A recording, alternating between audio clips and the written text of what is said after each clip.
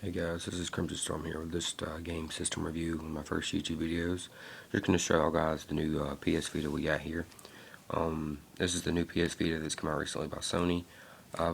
Pretty much I got the Madden NFL bundle, comes with Madden NFL 12 and the PS Vita. But if you're thinking about buying one, don't get the bundle unless you just want the game, because you're going to have to be prepared to drop another $20 minimum on getting a memory card, because you can't play any of the games without the memory card, and the bundles don't come with a memory card. I think Black Ops might come with a memory card, but I think that's going to be the only bundle that will come with a memory card. So with that said, I'm just going to kind of jump right into it. Basically, for any previous PS3 owner or player, you're going to notice some significant differences, like and a lot of significant similarities, like such as the D-pad and the buttons. You got your X, circle, square, and triangle buttons. The first thing you're going to notice when you open it up and start looking at it is that these buttons are about like half the size. For the most part, even me with big thumbs like I have, it's not a problem. These buttons are very clicky, very responsive, very good buttons, good quality. They work well, even though they're kind of small.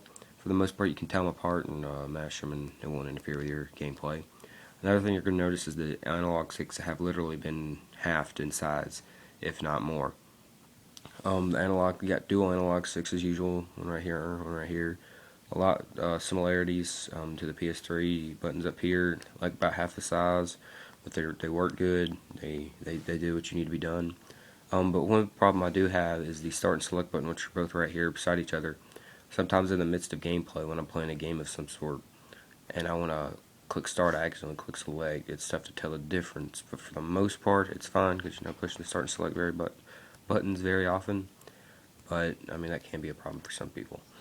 And then over here you got your PS button, nothing fancy, just your simple PS button. It doesn't get in the way of the analog stick very often, and it really never does.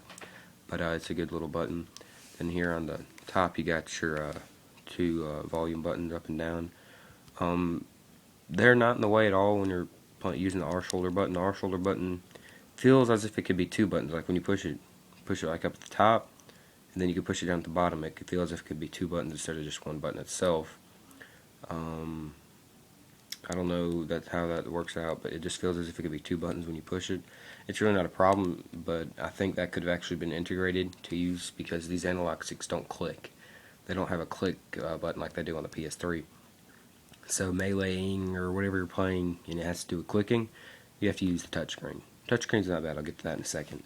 Like I said, the plus, minus button, they're not really in the way. You can click both of them at the exact same time to mute the system, or you can click minus, plus, whatever, turn the volume down. You got your power button over here on the left. Like I said, it won't get in the way of your left shoulder. It works. Everything's responsive. And you got your PS Vita slot where you put your games right here. You got your USB slot where you can hook it up with a computer, put your music videos, whatever. Sorry guys, I feel a little sick. Like right here on the back, you got your rear touchpad. This is a new feature.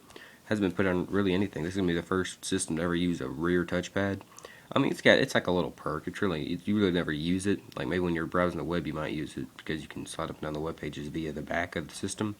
But it's really just a gimmick. There's really nothing left to it. You might use it. A lot of games do use it, but really it's nothing more than just a little gimmick. Like I said, you got your 2.3 megapixel camera right here at the top, and you got your 2.3 megapixel right here by the X, square, circle, triangle buttons. You can FaceTime and Skype. They've got an app out now for it. So for the most part, the system's pretty good. And here on the bottom is where you put your memory card. You have to buy a special memory card from Sony. They sell them at Walmart and whatnot, but they're crazy expensive. Like a 4 gigabyte's $20. It's really overrated. This is where the charger goes. Charger's not like a standard USB. It's a special charger, not like any USB port. It's USB charger to AC adapter to AC outlet. But it all comes in the package, no matter what Vita you buy. Then you got your 3.5mm head jack. And the sound quality is pretty good too. So let's go and turn it on now. So when you first boot it up, you have to set up everything, but right now it's already been set up. Basically, you're gonna when you turn it off, you're gonna have this option to slide it, and you can slide it any way you want. It's a pretty neat little gimmick. It's pretty fun to mess around with.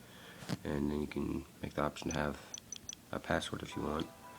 And so when you first boot it up, you got your all your apps and whatnot. I mean, yeah, I've organized them, but it comes with a lot of cool apps and whatnot. You got your Madden NFL 13, you got your YouTube, Facebook, Netflix. You even got trophies integration from the PS3, where you can earn trophies over time. Like right now, I've got Madden, and you can just earn trophies. Like I've got well, I've got the Cleveland Browns award. Hold your opponents to 137 yards or fewer of total offense. So I mean, it's a pretty neat little thing. And like, let's say you're finished playing on trophies, you can click the home button. It's a lot like the iOS and the iPod Touch. It's got background. I can slide it over. Open videos. You just click start. It'll build videos. I don't have any videos on there as of right now, but you know, you can just have all your videos. Click that button again, slow it, slide back over, and you have both of them. You can put them back up. You know, I can have that 2 or 3 of them running up at the same time. It works even with like Madden NFL games, like really good the games you're playing, like Madden NFL or Black Ops. You can put those into pause mode, slide over, get on the internet, look for a cheat or a trick or whatever, then take it out. It's pretty neat. I mean, I like this little system they have. And if you want to close it, you slide it up. It's a weird way to exit out of the app, but you close it by sliding up here at the top, and that closes the app. So close up all these. All right. It's a weird new system that got bubbles, as you can already tell clearly. The bubbles is pretty. I mean, it works. I mean, it's very responsive. Touchscreen. The touchscreen's really good.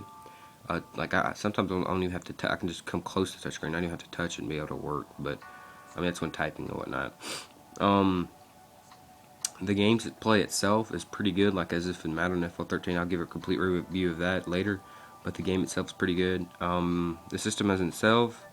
Right now, the firmware I have, and the most current firmware is 2.02, and you know this is what you get. You got your near, connect to people who are near you, maps, email, photos, welcome park, group messaging, content manager, party, remote play, Facebook, YouTube, Netflix, trophy settings, PS Store, friends, music, videos, and then your game. And I got a demo of Unit 13. So the battery itself is alright. From what I've read and what I've heard. Depending on how you use it and what you're using it for, you can get a good 3 to 5 hours of battery life out of it. And like I said, the multitasking is really well. You can I'll just boot up Madden NFL just to show y'all that you can I can have Madden NFL playing, and put it in the background and load up like the browser, and it works fine. So I'm just gonna kind of load it up here. Bring up the start page, I guess. So let's get past this. All right. So you got Madden NFL 13. It's loading, but I'm just gonna go and click the PS button right here. See, now it's in background mode. So I'm gonna slide over here, go to browser, start. Okay, it's gonna have to close because it hasn't loaded completely, but you can load up the. Oh wait, this is maps. So my bad. You can load up the browser, and you can even search tricks and tips and whatnot. So now that that's happened, I can close this app back out, slide back over, and it'll continue like nothing ever happened. So you could be in the midst of a play, in the middle of a kickoff or play, and that works. It's just like that. That's a lot of good. It's really good multitasking, way better than iOS, in my personal opinion. So like I said, the speaker's really well. I'm not sure if you can hear this. I'll turn it up for you. Speaker's a lot like the PSP. You got the little bottom bar down here. I mean, when you first boot it up, it's going to be really neat. I like this a lot. You can even use touch controls to control it. If you don't like the touchscreen effect, you can use pretty much touchscreens for everything.